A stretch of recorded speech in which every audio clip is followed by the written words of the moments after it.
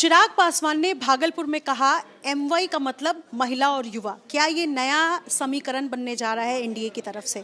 मेरे साथ इस वक्त चिराग पासवान मौजूद हैं और एमवाई, चूंकि आरजेडी के लिए एमवाई का मतलब है मुस्लिम और यादव, और ये कहा भी जाता है कि मुस्लिम और यादव हमेशा से आरजेडी के पक्ष में वोट करता रहा है। ये नया समीकरण, नई परिभाषा, क्या है राजनीतिक मतलब इसके पीछे?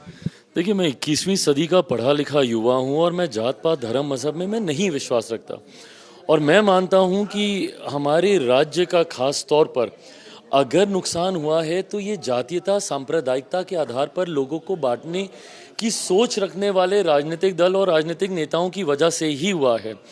ऐसे में जो लोग अपने आप को मठाधीश मानते हैं, इन जातियों का, इन धर्म से आने वाले लोगों का, मेरी समझ के परे है कि आज की तारीख में जब आप 13 करोड़ बिहारियों की समस्या का आप जिक्र करते हैं तो उसमें सिर्फ एक जाति, एक धर्म क्यों हम लोग समावेशी विकास की हम लोग बात नहीं कर सकते?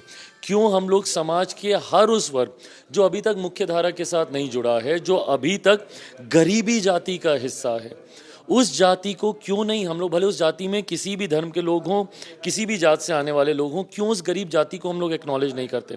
तो ऐसे में मैंने अपने एक एमवाई समीकरण की मैंने बात की है जहाँ पे जातीयता नहीं है, सांप्रदायिकता नहीं है। मेरा एम महिलाओं के लिए है, मेरा वाई युवाओं के लिए है। लोकसभा में मुझे 5 सीटें मिली चुनाव लड़ने के लिए। उन 5 सीटों में भी मैंने अपने एमवाई समीकरण के आधार पर मैंने चुनाव लड़ाया, जहां 5 में से 4 युवा थे, 2 महिलाएं थीं। उस आधार पर मैंने चुनाव लड़वाने का काम किया।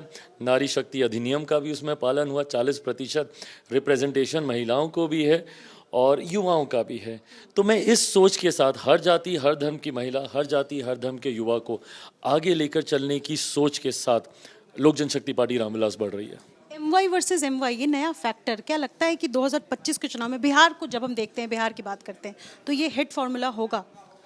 मेरे लिए ये फॉर्मूला नहीं है, मेरे लिए ये मेरी सोच है। मतलब मैं जीता ही इसको हूँ। मुझे अगर आप बोलें किसी को मैं जातियों के आधार पर देखूँ या किसी को मैं धर्म के आधार पर देखूँ, ये मेरी सोच ही नहीं रही है। मैं बिहार फर्स्ट, बिहारी फर्स्ट की बात करता हूँ। मैं बिहार में किसी एक जाति के फर्स्ट या किसी एक धर्म के फर्स्ट होने की मैं बात नहीं करता। तो ऐसे में मैं जीता ही, मुझे नहीं पता इसका कोई राजनीतिक लाभ होगा नहीं होगा, ये फॉर्मूला सक्सेसफुल होगा नहीं होगा, क्योंकि मेरे लिए फॉर्मूला ही नहीं है, ये सोच है जिसको मैं जीता हूँ। क्या ये एनडीए का नारा है?